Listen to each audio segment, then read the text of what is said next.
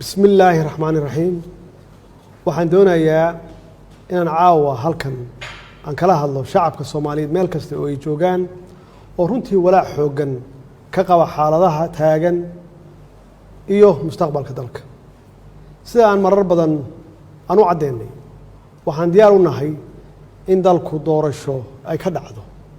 waqtigeedana ay ku dhacdo si nabdoonna ay u dhacdo balse nasiib darro waxa caqabad ku ahaa dad gaar ah iyo dawladda shisheeye oo ujeedkoodu ahaa in dalka ay foodo ay ka dhacdo ama foodo la geliyo burbur iyo kala qaybsanaan dib loogu celiyo si uu u dhaco firaaq dastuuri ah annagu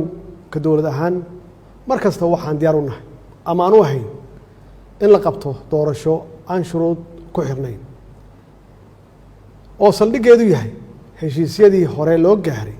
ee 17 Sebtembar 2020 iyo talooyinkii ama tala bixintii guddiga farsamada ay ku gaareen magaalada Baydhabo 16 Febraayo 2021 waxaan bogaadinayaa dadaaladii nabadda ee ra'iisul wasaaraha iyo madaxweynayaasha Galmudug Hirshabeelle Koonfur Galbeed iyo gudoomiyaha gobolka Banaadir anigoo soo dhaweynaya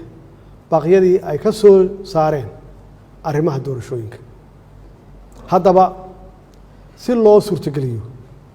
qabashada doorasho ku salaysan heshiisyadaas aan soo xusnay waxaan ugu horeyn aan ugu baaqayaa dhammaan dhinacyada Soomaaliyeed in la joojiyo wax kasta oo dalka u horseedi kara xasilooni darro oo ay ka mid tahay siyaasadeynta arrimaha ciidamada kala qaybinta bulshada iyo burburinta hantida dadweynaha shacabka Soomaaliyeed ee sharafta leh waxaa maragma doonta ah in aan mar walba ayna garab taagnaayeen walina ay garab taagan yihiin ama ay garab taagan yihiin dowladnimada Soomaaliya waxaad muujiseen dulqaad waxaad muujiseen bisayl iyo dal jacayl waxaa markii la doortay aad u soo baxdeen ama aad ka soo baxdeen guriyihiina si aad guushaas taariikhiga ah aad u garab istaagtaan ama aad qayb uga noqotaan waxaad mudan tihiin in dawladdiinu ay sii xoojiso dareenkiina wadannimo ee aad muujiseen run ahaantii marnaba dhici mayso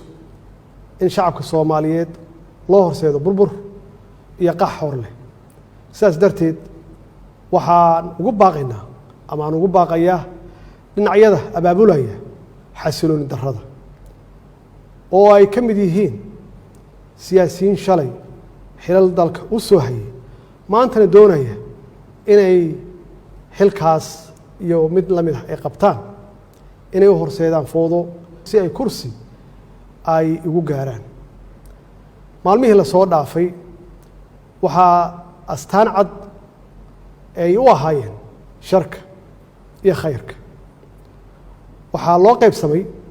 badbaadiye iyo barakiciye intii aanu noqon lahayn barakiciyaal waxaa aan doonaynaa inaynu noqonno badbaadiyaal danaha siyaasadda way dhammaan karaan ama way iska dhammaanayaan waxaase waaraya ciidda iyo calanka ummadda Soomaaliyeed ayagaana mudnaan kale waxyaabaha kale ee aanu isku hayno waxaan garawsanay inaan ka hortagno hagardaamo kasta oo lagu beegsanayo xasiloonideenna iyo badqabkeenna shisheeye badan ayaa maskax maal iyo muruqba ku bixinaya sidii ay u marhabaabin lahaayeen horumarka ummadda Soomaaliyeed si ay u helaan ama ay uga helaan dana u gaar ah annaguna waxaan ku dadaalnay inaan gaashaanka ku dhufanno waxaanu diidnay in dhallinyaradeenna laga dhigto xaabo la shito gacmahoodana lagu burburiyo nafta iyo hantida ummadda Soomaaliyeed shacabka Soomaaliyeed waxay caawa kala ogsoon yihiin ama kala ogaadeen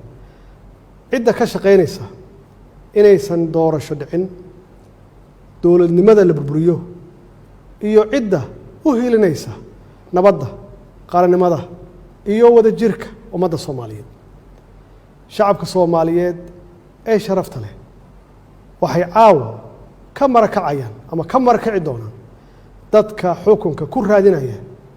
dhiigga dhalinyarada Soomaaliyeed iyo kuwa ku qanacsan